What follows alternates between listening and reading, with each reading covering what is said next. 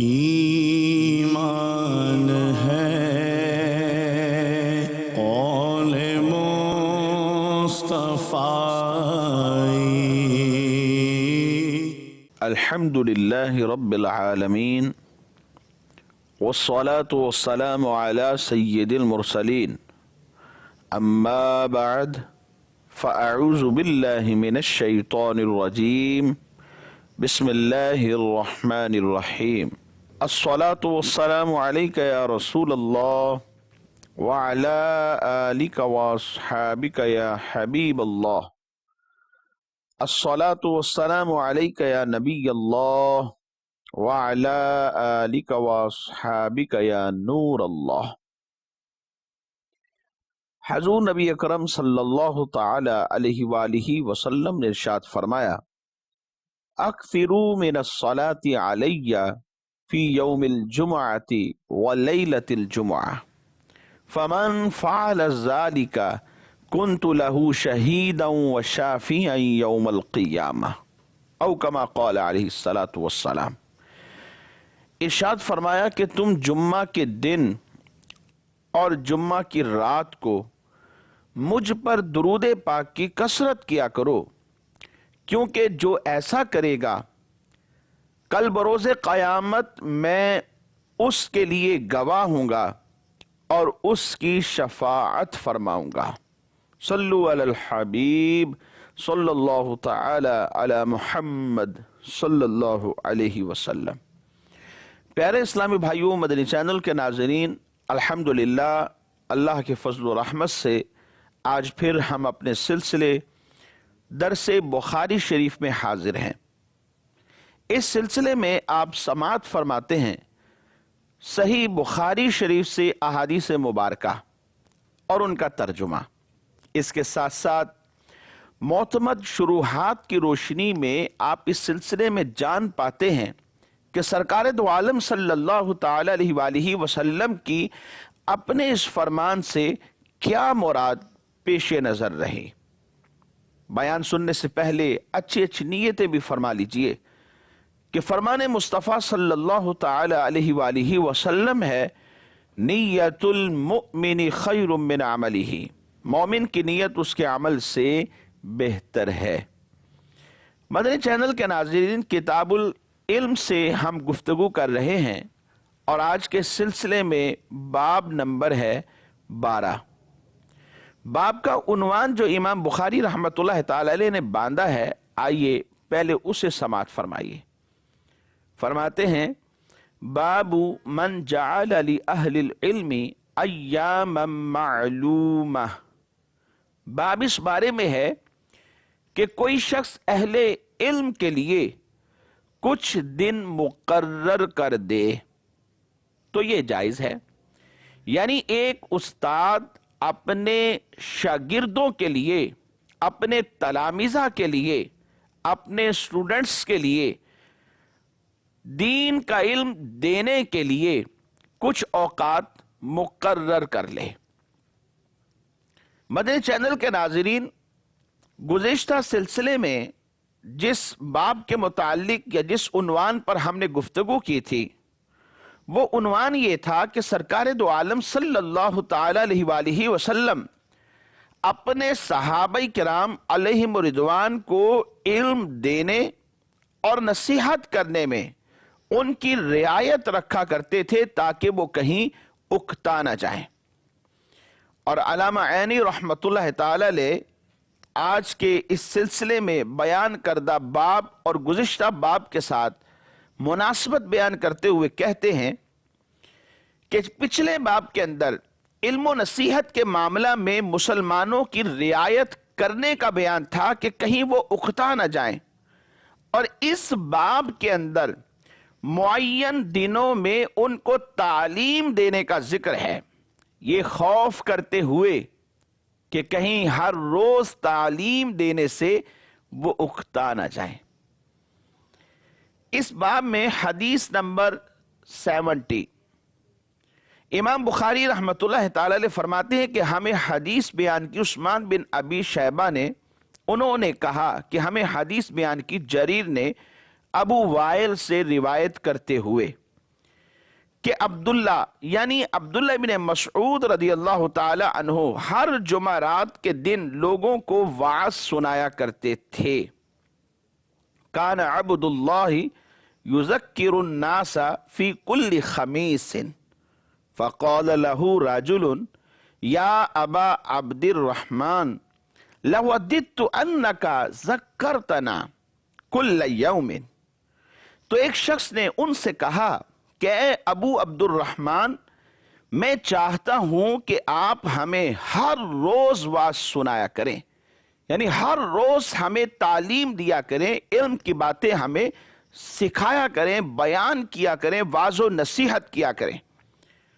تو اس پر حضرت عبداللہ بن مسعود رضی اللہ تعالی عنہ فرمانے لگے کہ یہ بات سن لو، مجھے اس امر سے اگر کوئی چیز مانے ہے تو وہ یہ ہے کہ میں یہ بات پسند نہیں کرتا کہ کہیں تم تنگ نہ ہو جاؤ، اور میں واعظ میں تمہاری فرصت کے وقت کو تلاش کیا کرتا ہوں، جیسا کہ نبی اکرم صلی اللہ تعالی علیہ وآلہ وسلم اس خیال سے کہ کہیں ہم اکتا نہ جائیں، واعظ کے لیے ہمارے اوقات فرصت کا خیال رکھا کرتے تھے.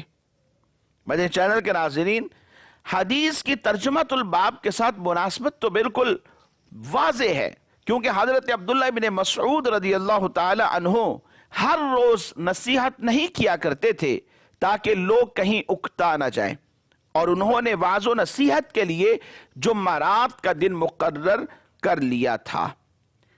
شارحین حدیث کہتے ہیں کہ اس سے معلوم ہوا کہ نفلی عبادات کے لیے اپنی سہولت کے مطابق دن مقرر کر لینا کوئی ناجائز نہیں ہے، بلکہ یہ امر تو ایک جائز چیز ہے، جائز کام ہے.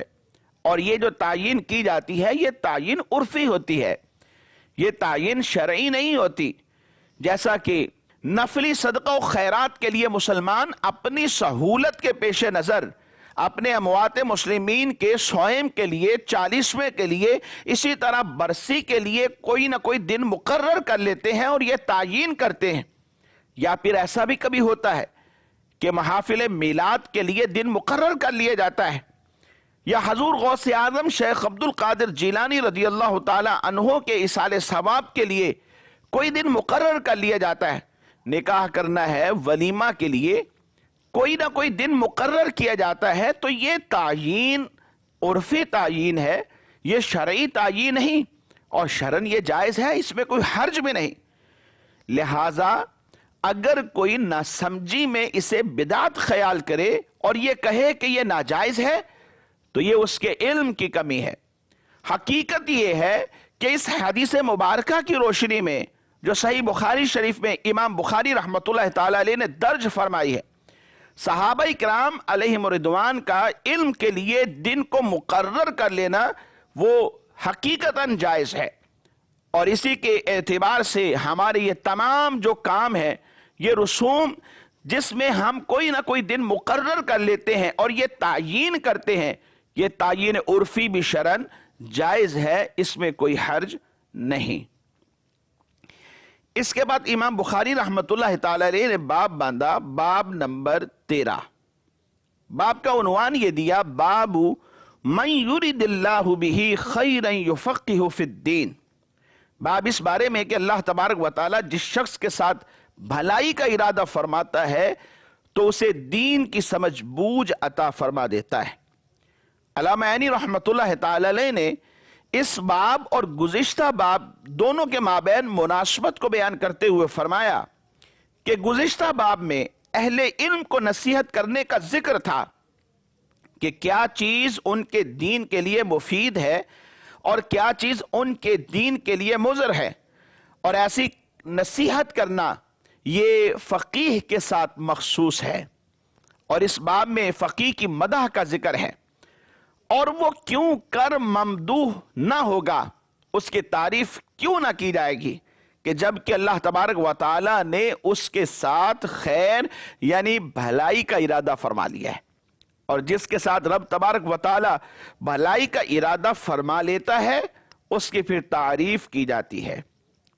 اس باب کے تحت حدیث نمبر 71 آپ نے ذکر فرمائی. حدیث کچھ اس طرح ہے اپنی سند کے ساتھ. امام بخاری رحمۃ اللہ تعالی علیہ فرماتے ہیں کہ ہمیں حدیث بیان کی سعید بن عفیر نے. انہوں نے کہا کہ ابن وہب نے ہمیں حدیث بیان کی یونس سے روایت کرتے ہوئے، اور انہوں نے ابن شہاب سے روایت نقل کی. انہوں نے کہا کہ حمید بن عبد الرحمن نے کہا کہ میں نے حضرت معاویہ رضی اللہ تعالی عنہ سے سنا، سمعت النبی صلی اللہ علیہ وسلم یقول، وہ خطبہ میں فرما رہے تھے کہ میں نے سرکار دو عالم صلی اللہ علیہ وسلم کو یہ فرماتے ہوئے سنا، من یرد اللہ بہ خیرا یفقہ فی الدین، کہ جس شخص کے ساتھ اللہ تبارک و تعالی بھلائی کا ارادہ فرما لے اسے دین کی سمجھ عنایت فرما دیتا ہے. وَإِنَّمَا أَنَا قَاسِمٌ وَاللَّهُ يُعْطِي، اور میں تو صرف تقسیم کرنے والا ہوں اور اللہ دینے والا ہے. وَلَن تَزَالَ هَذِهِ الْأُمَّةُ قَائِمَةً عَلَىٰ أَمْرِ اللَّهِ لَا يَضُرُّهُمْ مَنْ خَالَفَهُمْ حَتَّى يَأْتِيَ أَمْرُ اللَّهِ او كما قال علیہ الصلاۃ والسلام. اور یہ امت ہمیشہ اللہ تبارک و تعالیٰ کے حکم پر قائم رہے گی، اور جو شخص بھی ان کی مخالفت کرے گا انہیں نقصان نہ پہنچا سکے گا، یہاں تک کہ اللہ تبارک و تعالیٰ کا حکم یعنی قیامت قائم ہو جائے اور یہ عالم بھی فنا ہو جائے. اس حدیث مبارک کی ترجمۃ الباب کے ساتھ مناسبت بالکل ظاہر ہے کہ ترجمۃ الباب کے اندر الفاظ موجود ہیں من یرد اللہ بہ خیرا یفقہ فی الدین، اور حدیث مبارک کے اندر بھی یہی الفاظ موجود ہیں. علامہ عینی رحمۃ اللہ تعالی علیہ اس حدیث مبارک کے چند الفاظ پر لغوی بحث کرتے ہوئے فرماتے ہیں کہ اس میں یہ کہا گیا کہ جس کے ساتھ اللہ تبارک و تعالی خیر کا ارادہ فرما لے، خیر من بھلائی یعنی منفعت، اور یہ خیر، یہ بھلائی، یہ منفعت، یہ شر کی ضد ہے. اور اللہ تبارک و تعالی کے ارادہ فرمانے کا مطلب کیا ہے؟ شارحین حدیث یہ کہتے ہیں کہ دو مقدور چیزیں ہوں، ان میں سے کسی ایک چیز کو جو واقع کرنا ہوتا ہے اس کو ارادہ کہا جاتا ہے. اور آگے فرمایا یفقہ فی الدین ای یجعلہ فقیہا فی الدین، یعنی اللہ تبارک و تعالی جس سے بھلائی کا ارادہ فرما لیتا ہے اس کو دین میں فقیہ بنا دیتا ہے. اس کے تحت لغوی اور عرفی بحث کرتے ہوئے فرمایا والفقہ لغتاً الفہم وعرفاً العلم بالاحکام الشرعیۃ الفرعیہ عن ادلتها التفصیلیہ بالاستدلال. فقہ کا لغوی معنی دین کی فہم ہے، دین کی سمجھ، اور اس کا عرفی معنی یہ ہے دلائل تفصیلیہ سے احکام شرعیہ کی معرفت یا احکام شرعیہ پر استدلال کرنا. اور علامہ عینی رحمۃ اللہ تعالی علیہ نے فرمایا یہاں اس جگہ پر حدیث میں لغوی معنی ہی مناسب ہے، کیونکہ وہ علوم دین میں سے ہر علم کی فہم کو شامل ہے. یعنی ہم کسی ایک چیز کو یہاں پر خاص نہیں کر سکتے، تمام علوم دین کی فہم اس کے اندر آ جاتی ہے. حضرت امام حسن بصری رحمت اللہ تعالی علیہ فرماتے ہیں فقیہ وہ شخص ہے جو دنیا میں زہد کو اختیار کرنے والا ہے اور آخرت میں رغبت رکھنے والا ہے، دین میں بصیرت رکھتا ہے اور دائمی عبادت کرنے والا شخص فقیہ کہلاتا ہے. اور اس حدیث مبارک کے تحت فرمایا وَإِنَّمَا أَنَا قَاسِمٌ وَاللَّهُ يُعْطِي، اور میں تو صرف تقسیم کرنے والا ہوں اور اللہ دینے والا ہے. اس پر یہ اعتراض ہے کہ نبی کریم صلی اللہ تعالی علیہ وآلہ وسلم کی صفات تو اور بھی بہت زیادہ ہیں. آپ نبی بھی ہیں، رسول بھی ہیں، بشیر بھی ہیں تو نذیر بھی ہیں، پھر یہاں یہ کیوں فرمایا گیا وَإِنَّمَا أَنَا قَاسِمٌ کہ میں تو صرف تقسیم کرنے والا ہوں؟ اس کا جواب دیتے ہوئے شارحین حدیث فرماتے کہ یہاں کسر قلب مراد ہے، جو کہ ایک اصطلاح ہے. یعنی میں عطا نہیں کرتا، عطا تو اللہ تبارک و تعالی کرتا ہے اور میں آگے تقسیم کرنے والا ہوں۔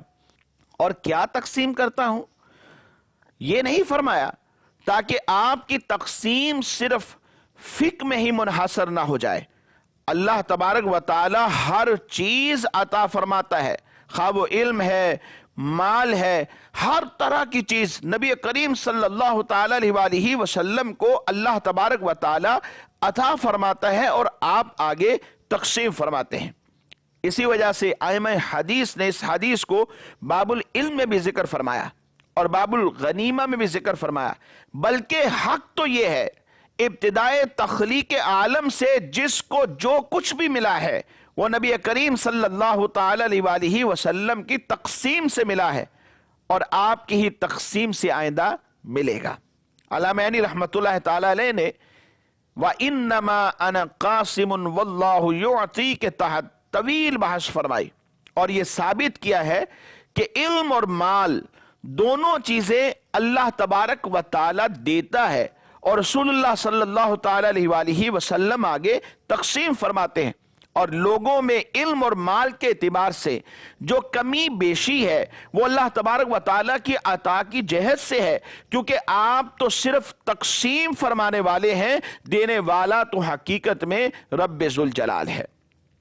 اور یہ بھی بعید نہیں کہ عزت و شرف، مال و دولت، علم و حکمت، غرض کے ہر نعمت اللہ تبارک و تعالی عطا فرماتا ہے، اور تقسیم رسول اللہ صلی اللہ تعالی علیہ وآلہ وسلم فرماتے ہیں، کیونکہ آپ ہر نعمت کے حصول میں واسطہ عظمیٰ ہیں۔ اللہ عطا فرماتا ہے اور مصطفیٰ جان رحمت آگے تقسیم فرماتے ہیں۔ سیدی اعلیٰ حضرت فرماتے ہیں اِنَّا أَعْطَيْنَاكَ الْكَوْثَرَ، ساری کثرت پاتے یہ ہیں، رب ہے معطی یہ ہے قاسم، رزق اس کا ہے کھلاتے یہ ہیں۔ علامہ علی قاری رحمۃ اللہ تعالی علیہ نے اس حوالے سے بہت پیاری بحث فرمائی۔ آپ فرماتے ہیں کہ حضور صلی اللہ علیہ وسلم علم اور مال غنیمت اور اس جیسی چیزیں تقسیم فرماتے ہیں، اور کہا گیا کہ نیک لوگوں کو بشارت اور بدکاروں کو وعید کی جو تقسیم ہے وہ بھی حضور فرماتے ہیں، اور یہ بھی ممکن ہے کہ بلندیوں اور پستیوں کی تقسیم بھی آپ کی طرف ہی سپرد کی گئی ہے، اور ان تمام معانی کے ارادہ کر لینے سے بھی کوئی چیز مانے نہیں ہے۔ اگر ہم یہ کہہ دیں کہ یہ سب چیزیں اللہ رب العزت نبی رحمت صلی اللہ علیہ وسلم کو عطا فرماتا ہے اور حضور آگے تقسیم فرماتے ہیں، تو اس بات کے کہنے میں بھی کوئی چیز مانے نہیں ہے۔ جیسا کہ اس بات پر مفعول کا محذوف کرنا دلالت کرتا ہے تاکہ ہر شخص اپنے ذوق کے مطابق کہہ سکے کہ اللہ تبارک و تعالی یہ چیز دیتا ہے اور حضور نبی اکرم صلی اللہ تعالی علیہ وآلہ وسلم اس کو تقسیم کرتے ہیں۔ اور مدنی چینل کے ناظرین، اس حدیث مبارک کے آخر میں فرمایا وَلَن تَزَالَ هَذِهِ الْأُمَّةُ قَائِمَةً عَلَىٰ أَمْرِ اللَّهِ، اور یہ امت ہمیشہ اللہ کے حکم پر قائم رہے گی اور کسی کی مخالفت سے اس کو ضرر نہیں ہوگا۔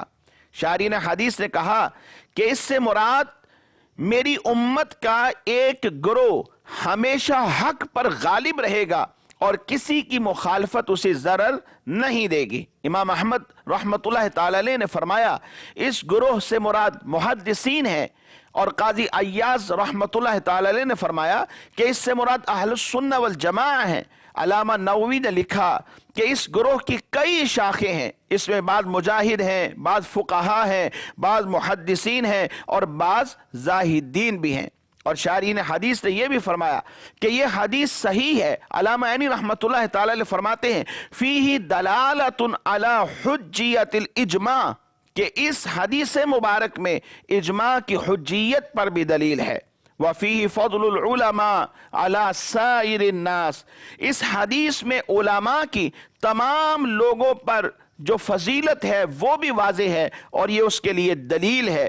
وَفِيهِ فَضْلُ الْفَقِيهِ فِي الدِّينِ عَلَى سَائِرِ الْعُلُومِ وَإِنَّمَا ثَبَتَ فَضْلُهُ لِأَنَّهُ يُقَوِّدُ إِلَى خَشْيَةِ اللَّهِ وَإِلْتِزَامِ طَاعَتِهِ، اور فقہ کی تمام علوم پر فضیلت ہے، اور یہ فضیلت اس وقت ہے جب فقیہ اللہ تبارک و تعالی سے ڈرے اور علم کے تقاضوں کو پورا بھی کرے۔ یقیناً مدنی چینل کے ناظرین، تقوی اور پرہیزگاری پہلے ہے۔